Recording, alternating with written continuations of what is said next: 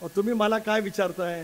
तुम्ही पण स्नेहलला सुरतला काय विचारलं हे मला माहिती आहे, आणि त्या वाघिणीने तुम्हाला काय उत्तर दिलं हे पण माझ्या कानावरती आहे. त्यामुळे मला पुन्हा असलं काय कधी सांगण्याचा प्रयत्न करू नका.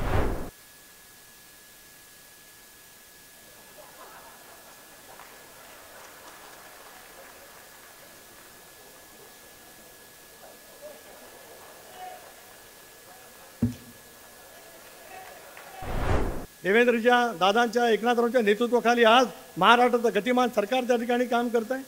अशा वेळेला स्नेहल आणि तुझे असंख्य सहकारी, नावं घ्यावीत असे असंख्य जुन्या भावाचे सगळे सहकारी, कारण एकेकाळी आम्ही सर्वांनीच एकत्रित काम केलं. आता हे बाबूशेठ खानविलकर या महाड विधानसभा मतदारसंघाचे अध्यक्ष, मला त्यावेळेला उमेदवारांनी सांगितलं की यांची पक्षातून हकालपट्टी करा. मी यांची पक्षातून हकालपट्टी केली. बाबूशेठ खानविलकरांना पक्षातून काढण्याचा आदेश आता मी राष्ट्रीय पातळीवर स्वतःचा अध्यक्ष म्हणून त्या ठिकाणी केला. आणि त्यांचे जिल्हा प्रमुख आदितीच्या मतदारसंघात कार्लास गावाच्या हॉटेलामध्ये उमेदवार जे त्या ठिकाणी शिवसेनेचे होते त्यांच्या समवेत हितगुज करताना फोटो आला.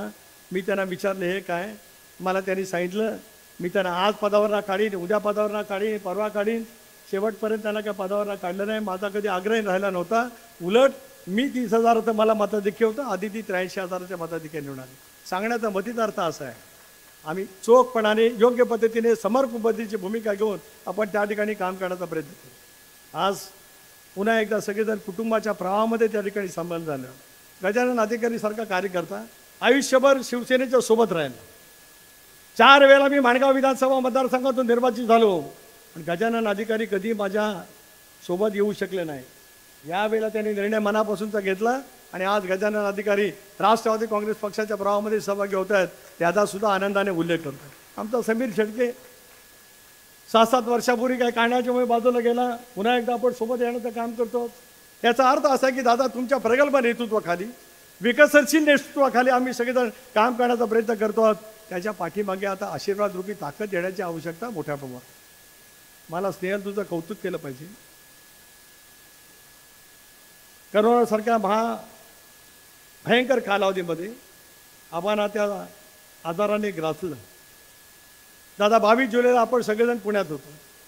प्रचंड पाऊस होता. तुमच्या जन्मदिनाच्या दिवशी रात्री आलो आणि रात्रीच महाडला राजेवाडीपासून प्रचंड पूर त्या ठिकाणी आला.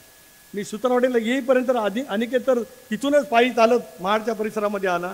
आदिती सुद्धा पावसामध्ये या ठिकाणी फिरत आली. आणि ज्या दिवशी महाडमध्ये पुराच्या पाण्याचं झालं त्या दिवशी आबांचं दुर्दैवी निधन झालं. पण एखाद्या वाघिणीसारखी स्नेहल तू आपल्या वडिलांचं पितृछत्र हरपलं असताना सुद्धा महाडकरांच्या सेवेसाठी तू उभी राहिली.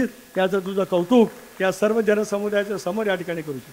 पितृछत्र हरपलेलं असताना 24 तासाच्या आत माझं दुःख माझ्याजवळ असेल, पण माझ्या समाजाचं दुःख माझ्या दुःखापेक्षा मोठं आहे असं तरुण वयामध्ये दाखवणारे आमची लेख या उद्याच्या कालावधीमध्ये याच पद्धतीने समाजकारणामध्ये काम करेल याच्यात आमच्या कोणाच्या मनामध्ये तीन मात्र शंका काय का. राजकारणामध्ये अनेक वेळेला अनेक क्षण निर्माण होत असतात, अशी चढ उतार येतात, अनेक गोष्टी घडत असतात ज्यावेळेला तुमचं नेतृत्व सिद्ध करण्याची तुम्हाला आवश्यकता असते. आधी तू फिरत आलीस, तू पण पोलादपूरला गेलीस, ते या संबंध शहरामध्ये फिरत होती. मी तर पूर आला त्या दिवशी सकाळी 6:30 वाजता 7 वाजता महाडच्या बाजारपेठेमध्ये होतो. संबंध बाजारपेठ दादा गाड्यांच्या वरची गाड्या, एका गाड्यांवरती 3-3 गाड्या, इतकं मध्ये पुराचं पाणी प्रचंड वेगाने त्या ठिकाणी आलेलं होतं. त्याच्यातून भयावह असा पूर महाडकरांनी त्यावेळेला अनुभवला. नंतर काय उपाययोजना केल्या गेल्या, त्याच्यात आपली मदत मोठ्या प्रमाणावरती झाली. सावित्री नदीचा काळ काढण्याच्यासाठी नेहमी उपलब्ध करून दिलात. एकनाथराव शिंदे सुद्धा त्या कालावधीमध्ये आले. उद्धवजी त्यावेळेला मुख्यमंत्री होते, एकनाथराव नगरविकास खात्याचे मंत्री होते.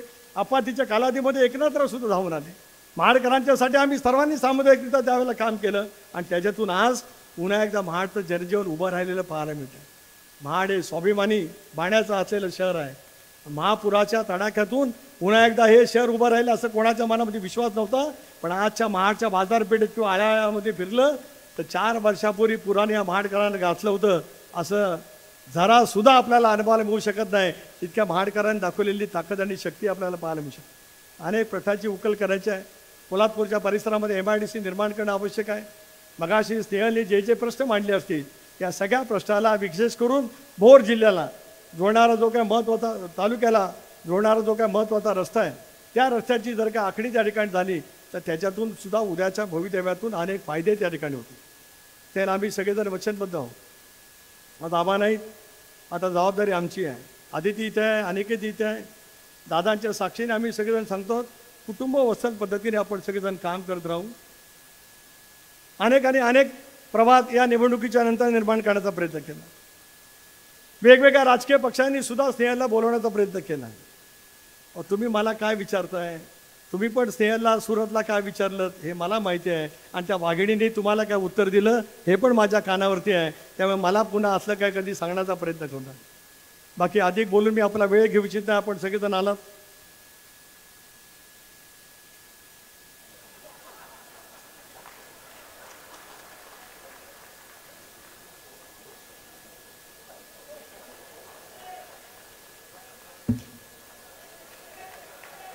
पुन्हा एकदा आपल्या सर्वांचे आभार. जय हिंद, जय महाराष्ट्र.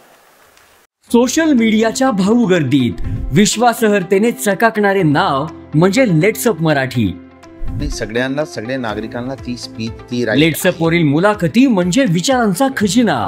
त्यानंतरच्या निवडणुकीमध्ये मला सोडून गेले.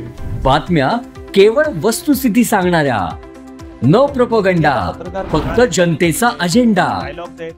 क्योंकि आने वाला कल जाने वाला है, जाने वाला कल आने वाला है. राजकारण, मनोरंजन असो की क्रीडा क्षेत्र, महाराष्ट्राची स्पंदने संवेदनशीलतेने टिपणारे माध्यम म्हणजे लेट्सअप मराठी. जगासोबत एक पाऊल पुढे राहण्यासाठी लेट्सअपचे ॲप, सोशल मीडिया आणि वेबसाईट सोबत कनेक्टेड रहा.